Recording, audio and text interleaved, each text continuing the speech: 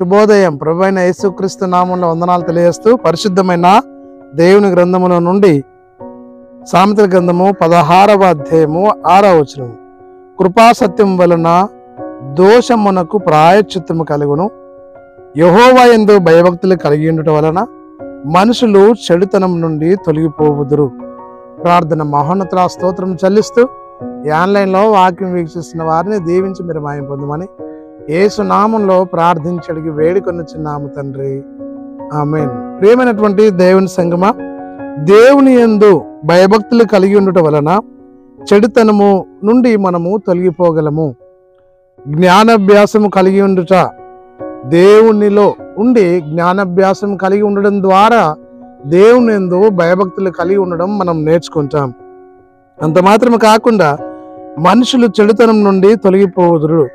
చెడ్డదాన్ని అసహ్యించుకుంటారు, మంచిదాన్ని ప్రేమిస్తారు. ఈ లోకములో చెడు మంచి రెండు ఉన్నాయి.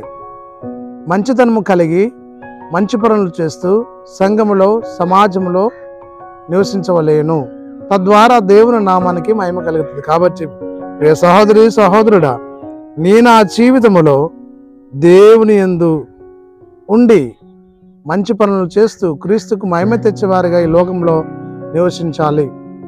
లేఖన భాగం సెలవిస్తూ ఉంది, యెహోవా యందు భయభక్తులు కలిగి ఉండటం వలన మనుషులు చెడుతనం నుండి తొలగిపోవుదురు. దేవుని వాక్యము ఈ లోకంలో నీవు నేను చదువుతూ ధ్యానిస్తూ ఆయన యందు భయభక్తులు కలిగి జీవించడం ద్వారా మనం ఆశీర్వదించబడతాం. పరిశుద్ధాత్మ దేవుడు అలాంటి దీవెన మనందరికీ అనుగ్రహించి దీవించుగాక. ఆమేన్. మహోన్నతుడానికి స్తోత్రం చెల్లిస్తూ ఈ సమయంలో నీ వాక్యాన్ని ధ్యానిస్తుండగా మీ సన్నిధి మాతో ఉంచేందుకు వందనాలు. ప్రియ సహోదరి సహోదరులను, క్రైస్తవ కుటుంబాలను మీరు దీవించి మహిమ పొందండి. యేసు క్రీస్తు పేరట ప్రార్థించి అడుగుచున్నాము తండ్రి, ఆమేన్.